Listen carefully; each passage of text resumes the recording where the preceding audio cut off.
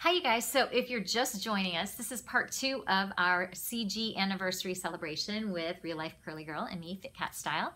And if you didn't watch part 1, go ahead and go watch part 1, right? Click up there and watch that. Or wherever. And come back here, or you could start here, but anyway, I'm German, I want to start at the beginning. So. All right, let's dive right in. Okay, so one of the questions that we got, applying product to the back of the head. So maybe one of the things we can talk about is how we apply our products, maybe based on the product, based on the day, whatever. Tell me how you apply your products, and I'll talk a little bit about how I apply my products. Well, already knowing... For styling. Yeah, okay, so you're probably more methodical because you've thought it out and it really makes like a categorical sense to you of how to do it. But with my length of my hair, I find that I can't just smooth things. If I smooth, my short layers on top get buried. They're not as long as the longest layer if I'm upside down. I usually have to graze in every direction. I usually finger comb, like I do all kinds of stuff because I want to get that product applied to all my layers, front, back, side, whatever. So you sort of apply in sections? No, you know what? I do more of a full at once. Like, I mean, I'll go like this, but I don't split. I used to split when my hair was a little longer. When I started CG, it was about to here. Okay. And I would split down the side, and I kind of did quadrants. Oh, okay. But okay. I think at this length and with as much now kind of perk up of the curls I've had, and my layers are kind of up in here. I mean, some of the stuff is shorter that I kind of just go all upside down, right side up, smooth, and I do a lot of finger raking, making sure I'm getting my fingers towards my roots and that kind of stuff. Okay. Okay. And then sometimes because... And do you do that with all your products? Do you do it the same way? Because I know you're going to use... asking the hard questions. I don't know. I'm a former journalist. I don't know. Ask the hard questions. No. Like, but when you use... okay, so I'll tell you why. Be specific. Okay. I'm good with specifics. With creams, with curl enhancers, with gels, with oils. Maybe talk about those 4 categories. Okay. How do you apply them? With creams and oils, I do more smoothing, and my hair is wetter. Okay. Because I'm in the shower. And a lot of times I will grab it in a unicorn and upside down. Yes, and here's something. I will sometimes even use my hand, like kind of holding it like a ponytail, to almost act as a barrier, because when I squish, my hair is not long. If I squish, when you squish, the water comes out the palm. Where's my palm? My palm is close to my roots. I don't like the idea of when I'm squishing all this product really into my roots because my length of my hair. That makes sense. So okay. I will sometimes do it sideways that way too, just so that I'm not like shooting up all the creamy stuff on my low porosity roots. Which will flatten everything. And look greasy faster. Okay. I've changed the way I apply products recently. So I was doing the just graze over. I'll do a little demo. I was doing the little, because if I'm upside down, graze it this way, forward, and then graze it over that way and be done with it. But the back of my hair was ending up so straight compared to the front, because the front was just getting everything. Because when you're over this way, you're all getting all the front hair right here, and then you're getting the underneath, which is, in my case, basically straight anyway. So what I started doing was kind of in 2 sections. So I'll take my, because he was like, what's happening? So now what I'll do is like, I'll take my curl enhancer and just rake it through the front right there, and then I'll pick up this back section, and then I kind of do this, and then I kind of do this. Yes. So it's sort of like I do a combination of raking very gently, just with the curl enhancer.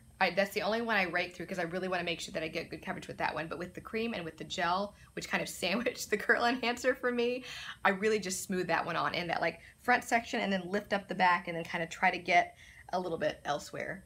And that has made a big difference for the curliness and the consistency in the wave pattern on the back of my hair, because it just was not getting any product coverage at all. I do a little separation sometimes, but I can't think of, is it specifically only with gel or this or that? You definitely have that kind of more thought out, but I will kind of do that, separate the back in half and get the underside of the top one and the top side of that lower section, just because the middle, I can get these little fluffy areas where the top of the hair is defined and the bottom of the hair, but like right in the middle. Right in the middle. It just didn't so get I anything. sometimes will split, especially with something like a gel. I feel like that gives me the control and the definition that controlled definition. So I think with my whole product, I probably do a little more splitting. I'll do the split. I like, this is the name of it now. It's called the split. The split. I do the split with the gel, like right here and right here and right underneath here. But I definitely smooth over and scrunch in. I will not rake the gel in because I need to smooth over and scrunch in with the gel. Otherwise, my clumps are just destroyed, and I will have a very, very stringy hair day. So, but you do your gel generally before you start diffusing.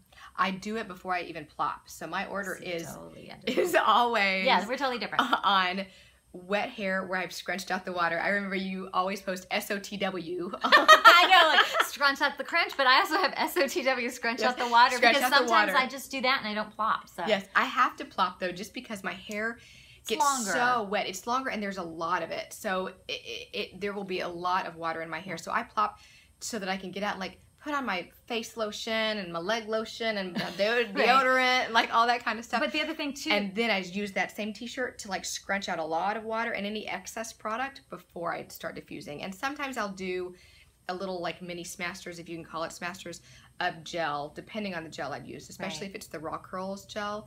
I'll do that after I've scrunched out the excess water, and then I start diffusing. I think that some of those differences are the porosity. So the ends of my hair are high porosity, and if I plop more than 5 minutes, I've lost too much moisture. That's a good point. And then density, and like just you have a little bit more hair, even though it's fine. So you have more hair that gets, you know, wadded up into that whole mixture. So you can probably do that a little bit. I was plopping after some of my stylers, and both of our favorites is Diva Curl Foam. Oh, I love the foam. And I was doing it and then doing some plopping, and I was like, but I'm losing some of this expensive treasured product. And I noticed like I needed a little more product. So then I would do 2 pumps before I scrunched out the water, and then 1 pump after.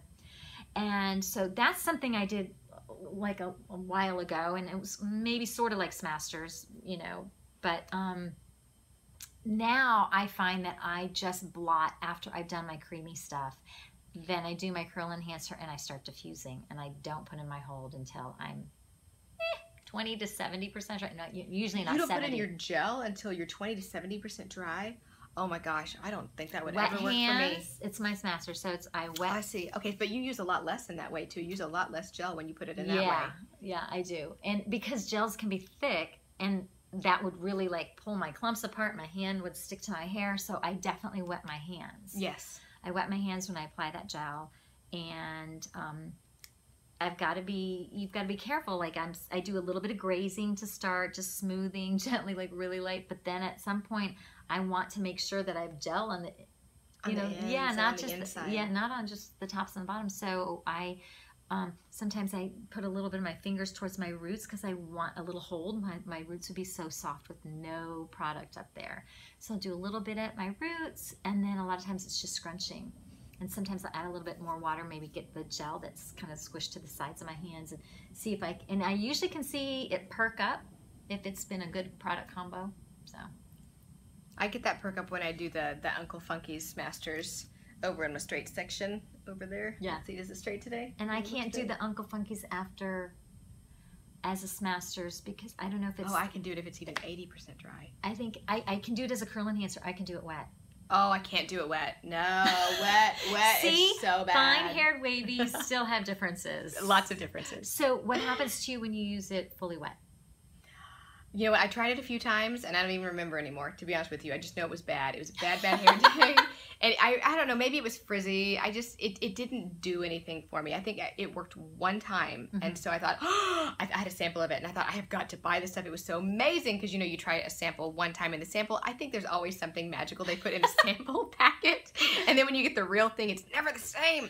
So I got the real thing and it didn't quite work for me. And I was about ready to throw it away. And then like, I just read about this Masters thing and I was like, oh, what the hell. So, you know, slathered some of that on there, did it. And I mean, when I diffused, it was like, I mean, it curled up so much. I was so impressed. So now it's become one of my staple products for that. I cannot use Mop Top to Masters with. It's like it makes me have stringy clumps. So the two of them are not interchangeable for me in that way. The Mop Top Custard works well for me as a curl enhancer before my gel on wet hair, but trying to use it as Masters makes for stringy clumps.